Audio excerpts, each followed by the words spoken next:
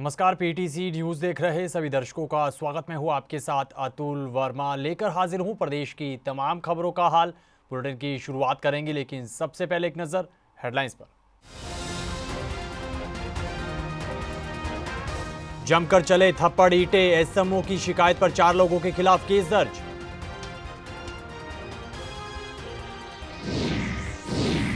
फरीदाबाद में बीती रात फिर बिगड़ी कानून व्यवस्था, 5 हमलावरों ने युवक पर की फायरिंग, युवक गंभीर रूप से घायल, जांच में जुटी पुलिस।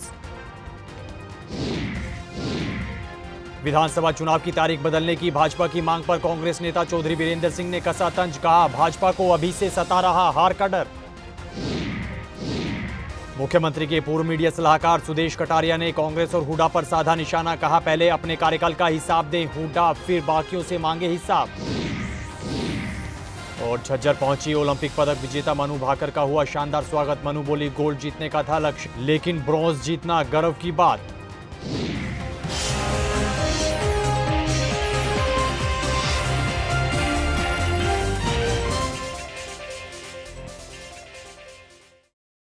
चलिए बुलेटिन की शुरुआत करते हैं। चरखी दादरी के सिविल अस्पताल में कहासुनी पर 2 पक्षों में झड़प की तस्वीरें सामने आई है। जानकारी के मुताबिक 2 पक्षों में जमकर थप्पड़ और ईंटें चली हैं, जिसमें दोनों पक्षों के 4 लोग गंभीर रूप से घायल हुए हैं। वहीं एसएमओ की शिकायत पर पुलिस ने 4 लोगों के खिलाफ केस दर्ज कर लिया है। इधर अस्पताल के स्टाफ में भी इस पूरे मामले को लेकर रोष है और पुलिस चौकी ट्रांसफर करने के अलावा अस्पताल की इमरजेंसी और ओपीडी में पुलिस सुरक्षा तैनात करने की मांग उठाई गई है।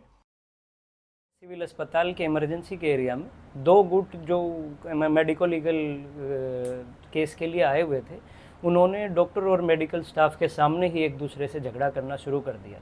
उसके बाद जो है वो वहाँ इमरजेंसी से थोड़ा सा बाहर दरवाजे के पास चले गए, मेन एंट्रेंस के पास, और वहाँ ईंट पत्थरों से एक दूसरे पे बहुत ही भीषण तरीके से एक दूसरे पे हमला किया।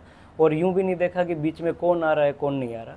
इसमें बीच बचाव करने के लिए, उनको छुड़वाने के लिए हमारे 3-4 जो स्टाफ मेंबर्स हैं उनको भी जो है चोटें आई हैं। तो ये बहुत ही गलत घटना है। जैसा कि आपको पता है, पूरे देश में इतने समय से जो कलकत्ता में एक कांड हुआ है, बहुत ही विभत्स घटना हुई है, उसके बाद से पूरे चिकित्सक समाज और सभी आम लोगों में भी बहुत रोष चल रहा है। और माननीय सुप्रीम कोर्ट ने भी कहा है कि जहाँ भी मेडिकल कॉलेजेस, सिविल अस्पताल हैं, उनमें पुख्ता सुरक्षा मुहैया कराई जाए।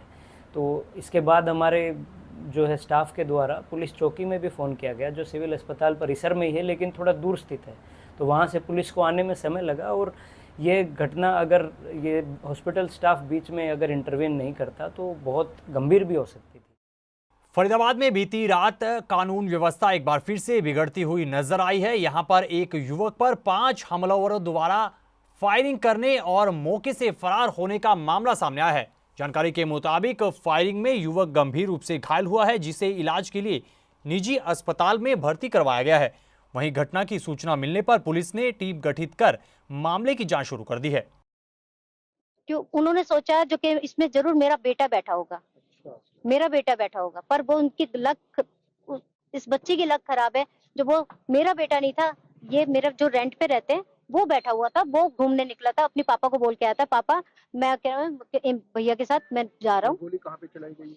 गोली चलाई गई थी क्या, इन्होंने शुरू की थी 21 सेक्टर क्या फ्लाईओवर जो है, बड़कल का फ्लाईओवर है। बड़कल का, वहां से उन्होंने फायरिंग शुरू की। पहले फर्स्ट एक, अच्छा, उसके बाद उन्होंने क्या नाम है बल्लभगढ़, जो एक क्या कच्ची सड़क है टोल के बाद, वहां पे भी उन्होंने मतलब निकल के रात को मैगी खाने निकले हैं, और फिर वहाँ पे जाके उनकी को पहले की दुश्मनी थी। पहले की दुश्मनी में फिर उनके पीछे लग गए वो दूसरी पार्टी, और गोलियां चली हैं। कितने आदमी थे के मारने वाले, कुछ पता है? मारने वाले अभी तक तो 2 ही आदमी सामने आए हैं, बाकी 2-3 और भी हैं। 5-6 आदमी बता रहे हैं गाड़ी में। हरियाणा विधानसभा चुनाव की तारीख बदलने की भाजपा की मांग पर अब सियासी बयानबाजी का दौर शुरू हो गया है, और इसी कड़ी में कांग्रेस नेता चौधरी बीरेंद्र सिंह ने भाजपा की इस मांग पर तंज कसा है। चौधरी बीरेंद्र सिंह ने कहा कि भाजपा को अभी से ही चुनाव में हार का डर सता रहा है, इसीलिए तारीख बदलने की मांग की जा रही है, जो कि सही नहीं है। देखिए, कई बार ऐसा तो हुआ है कि बीच में कोई बड़ा त्योहार आ गया, चाहे वो हिंदू धर्म का कोई त्योहार हो या क्रिश्चियंस का हो, मुस्लिम्स का हो, वहां तो इस तरह का हुआ कि 1 या 2 दिन चुनाव उस तारीख के बाद कराए गए हों, लेकिन ये कि लंबा छुट्टी का समय है तो ये तो कोई दलील नहीं। अब आपके अगर कर्मचारी हैं, अधिकारी हैं, जिसका ड्यूटी लगेगी, जो जिसकी जिम्मेदारी होगी उसको निभानी पड़ेगी, वो छुट्टी के लिए थोड़ा, और छुट्टी दे ना दे वो तो सरकार की बात है। तो ये कहना कि छुट्टी के दिन सरकार का ये अधिकार है उनका कि वो किसी भी अपने कर्मचारी की चुनाव में ड्यूटी लगा सकते हैं, चाहे वो छुट्टी का दिन हो या ना हो। तो मुझे नहीं लगता कि इससे कोई लंबा चौड़ा फर्क पड़ता है। देखिए, बात यह है कि मानसिक रूप से स्वीकार करना ना करना अलग बात है। स्वीकार तो मतदाता कराएगा, वो जब चुनाव के परिणाम आएंगे तो पता लग जाएगा। आज मतदाता का मन नहीं है। भारतीय जनता पार्टी की सरकार हो, उस भारतीय जनता की पार्टी का कार्यक्रम जैसे भी रहे हैं, उससे समाज जोड़ने की बजाय समाज कमजोर करने की जो दिशा में जो बातें हुई हैं, उससे हरियाणा के लोगों में नाराजगी है। हमारा एक ऐसा समाज है जो इकट्ठा, उसमें कोई धर्म के नाम से या जातिवादी विचारधारा को रख के नहीं। हम ऐतिहासिक रूप से हमारी संस्कृति सभ्यता के हिसाब से हम इकट्ठा रहे हैं, और इसका प्रयास करने से उनको नुकसान हुआ, बहुत बड़ा नुकसान हुआ। विधानसभा चुनाव की कवरेज को लेकर पीटीसी न्यूज गांव-गांव, शहर-शहर पहुंच रहा है। इसी कड़ी में नारनौल से हमारे पीटीसी संवाददाता गांव मंडलाना पहुंचे हैं, जहां पर उन्होंने ग्रामीणों के साथ चुनावी चर्चा की है और उनकी राय जानने की कोशिश की है। सुने। हरियाणा में 10 साल आपने बीजेपी को देखा है, 10 साल उससे पूर्व कांग्रेस को भी देखा है। तो अब हरियाणा में किन मुद्दों को लेकर चुनाव रहेगा? ये कांग्रेस आओगी जी, कांग्रेस ने वोट देंगे। कारण 10 साल उन्होंने ले ही बनने भी चाहा। आखिर क्या मुद्दे रहेंगे कि आप कांग्रेस को वोट देंगे? भाई बाबूजी, छड़लिया तो दाना नहीं, सिर्फ बुदलिया बेचारा दाना को नहीं, तो कांग्रेस ने ले आवांगा। इनका कहना है कि ठाडलिया तो दाने ले है और बोदलिया को दाने नहीं। मतलब कि अमीर आदमी के पास में तो दाने हैं, लेकिन गरीब आदमी के पास में दाने नहीं है। और अब की बार ये कांग्रेस लाने का मन बना चुके हैं। मेरे साथ एक और बुजुर्ग मौजूद है, हम उनसे भी जानेंगे कि उनका क्या कहना है। हरियाणा में विधानसभा चुनाव है, 1 अक्टूबर को चुनाव है, 4 अक्टूबर को परिणाम आएंगे और 6 अक्टूबर को नई सरकार का गठन हो जाएगा। आप हरियाणा विधानसभा चुनाव को किस नजरिए से देखते हैं? बदलाव चाहो पूरे हरियाणा में, तो कांग्रेस आओगी। 10 साल होगी बीजेपी, पिछली बार 10 साल कांग्रेस रही थी, फिर बीजेपी रहेगी, कांग्रेस आओगी। कारण आखिर बीजेपी ने ऐसा क्या कार्य नहीं किया कि उसको बदलाव की जरूरत आ पड़ी है? एक अग्निवीर की वजह है, एक बेरोजगारी ज्यादा है, एक महंगाई ज्यादा है। गांव का कोई विकास नहीं हो जी। हम गांव में पानी में डूब रहे हैं सर। हमारा गंदा और सारा पानी निकासी है ही नहीं, और हम सारे डूबे पड़े हैं। गांव के विकास कार्य के लिए सरकार ने क्या पैसा वैसा नहीं दिया? नहीं दिया जी। ये बाईपास निकाल दिया जी, से पुल के पार नीचे पानी भरा है, हमारे बच्चे कोई नहीं जा सकते। गांव में विकास कार्य न होने का भी आरोप लगाया जा रहा है। कह रहे हैं कि गांव में जल भराव की स्थिति है। इन्होंने ये भी कहा है कि मुख्यमंत्री तक गांव में, बताइए। मुख्यमंत्री को दिखाइए। पुल के नीचे मुख्यमंत्री ने खुद ले जाके दिखाया, तो बोला अभी मैं ठीक कर दूं। वो योग ही है। कौन से मुख्यमंत्री? नायब सिंह सैनी या खट्टर साहब आए थे गाँव में, यही आए थे और बिल्कुल बाकायदा दिखाया था पानी, या पानी भरता है। गांव में अगर शिक्षा की बात करें तो शिक्षा का लेवल क्या है? शिक्षा को लेकर के क्या स्थिति है स्कूलों की? शिक्षा तो प्राइवेट स्कूल चल रही है, सरकारी में तो मास्टर को ना और ना पढ़ावी। और जो विकास के मुद्दे, गांव के विकास के मुद्दे हो या सरकार को लेकर कुछ कहें? विकास तो कुछ हो रहा है, कुछ नहीं भी हो रहा। मतलब सब ज्यादा अग्निवीर, बेरोजगारी और महंगाई। इनका कहना है कि अग्निवीर और बेरोजगारी और महंगाई, ये 3 मुख्य मुद्दे रहेंगे। मेरे साथ कुछ और लोग भी मौजूद हैं, हम उनसे बातचीत करेंगे। हाँ जी, भाजपा सबसे अच्छी सरकार है, कांग्रेस भ्रष्टाचार है।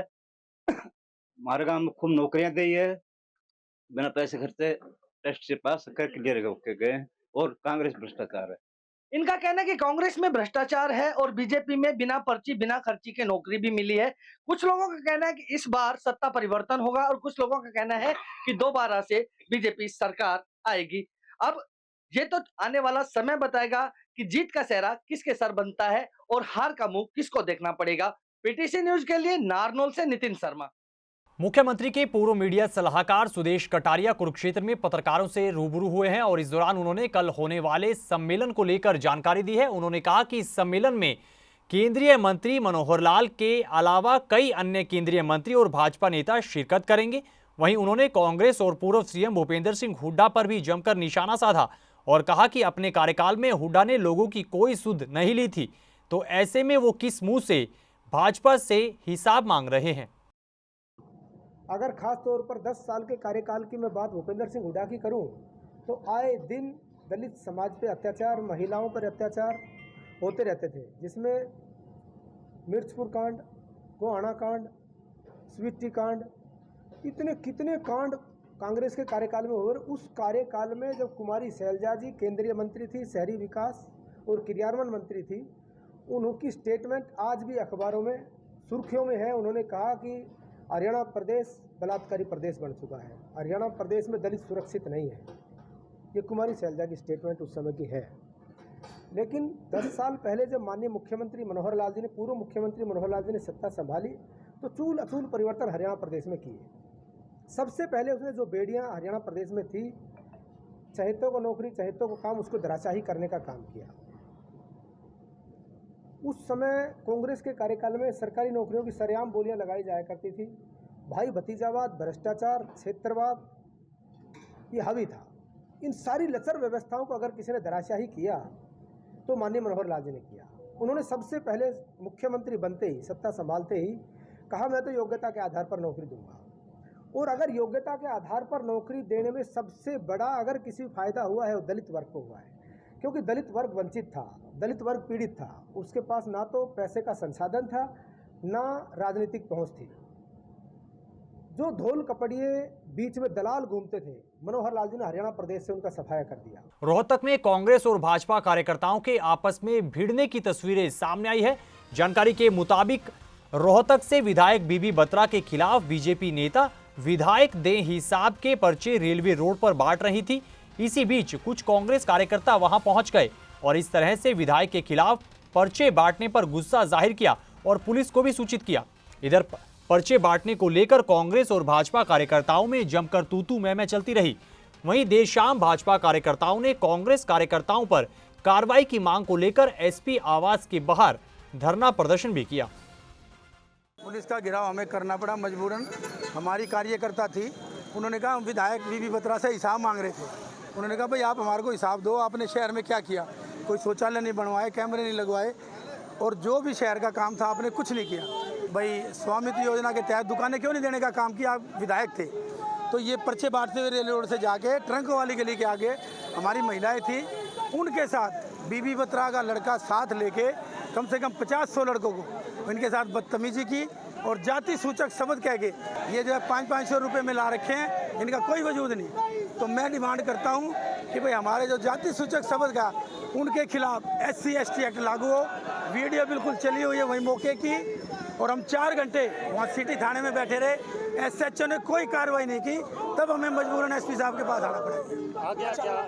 आगे का ये अगर ये करते हैं कानूनी कार्रवाई को करेंगे ढंग से, हम जिससे संतुष्ट होंगे, ठीक है, नहीं रात भर हम यही बैठेंगे। अभी कोई दिन में कोई इलेक्शन के रिगार्डिंग ये प्रचार कर रहे थे, उस बारे में शिकायत मिली थी हमें कि इनके साथ कोई बदतमीजी हुई है। उसके बारे में हमने इनसे बात की है, उसकी जांच करके आगामी कार्रवाई अमल में लाई जाएगी। जैसी भी कार्रवाई होगी वो अमल में लाई जाएगी।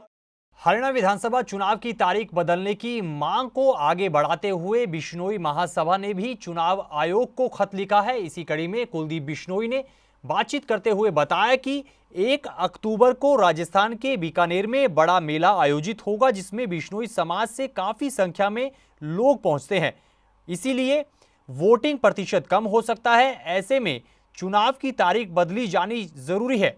वहीं कुलदीप बिश्नोई ने खुद के और अपनी पत्नी रेणुका बिश्नोई के चुनाव लड़ने पर प्रतिक्रिया दी और कहा कि वो दोनों ही चुनाव नहीं लड़ेंगे। बिल्कुल, मैंने भी हमारे समाज की ओर से लेटर लिखवाया था इनको और ये डेट हमें हर हालत में आए करनी चाहिए। लगातार 3-4 छुट्टियां पड़ गई और इलेक्शन कमीशन ऑफ इंडिया का को लोकतंत्र की बहाली के लिए उनका प्रयास रहता है कि 100% पोलिंग हो। पोलिंग परसेंट 100% हो। और अगर आपके लोग 5-5 दिन की छुट्टियां हैं, कोई शिमला घूमने चला गया, कोई मसूरी घूमने चला गया, तो ऐसे वोट कौन डालेगा फिर? तो हमने जो हमारे समाज का मेला 1 तारीख को है राजस्थान में, हमारे समाज के लोग भी जाते हैं, हमने लिख के दिया कि आप इसको 4 या 5 दिन आगे करिए। तो बहुत डिटेल्ड सर्वे करवाए हैं और इसमें सबसे बड़ी बात यह है कि रायशुमारी भी हुई। सभी जो जिलों के पदाधिकारी थे उनसे भी सीक्रेट वोटिंग कराई गई कि आप एक-एक नाम, 2-2 नाम जो भी लिखना चाहते हो उनको लिख के आप दीजिए, उनको खोल के उन पे भी चर्चा हुई। नहीं हो तो हमारी प्राथमिकता विनेबिलिटी है। अगर हम जीते तो राजे को, मैं इस बात के हमेशा बड़ा खिलाफ रहा हूँ। एक डॉक्टर का बेटा डॉक्टर बन सकता है, वकील का बेटा वकील बन सकता है, तो पॉलिटिशियन का बेटा पॉलिटिशियन क्यों नहीं बन सकता? ये भेदभाव क्यों? अगर वो विनेबल है, चाहे किसी का परिवार का बेटा बेटी पत्नी या खुद हो, तो क्यों नहीं, व्हाई नॉट? बिल्कुल वो ये सिर्फ एक ही बात लगता है कि टिकट गलत दी है।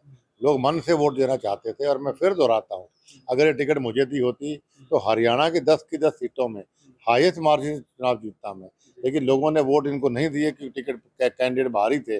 मेरे बहुत बढ़िया ताल्लुकात रंजीत जी से हैं, मेरे परिवार की तरह, लेकिन वो यहाँ के लिए उम्मीदवार उपयुक्त नहीं थे। झज्जर पहुंची ओलंपिक पदक विजेता स्टार शूटर मनु भाकर का शानदार स्वागत हुआ है। इस दौरान उनके परिजन भी साथ में मौजूद रहे। वहीं पत्रकारों से बातचीत करते हुए स्टार शूटर मनु भाकर ने कहा कि उनकी कड़ी मेहनत आखिरकार रंग लाई है और उन्होंने देश के लिए 2 ओलंपिक ब्रॉन्ज मेडल जीते हैं, लेकिन उनका प्रयास गोल्ड मेडल जीतने का था।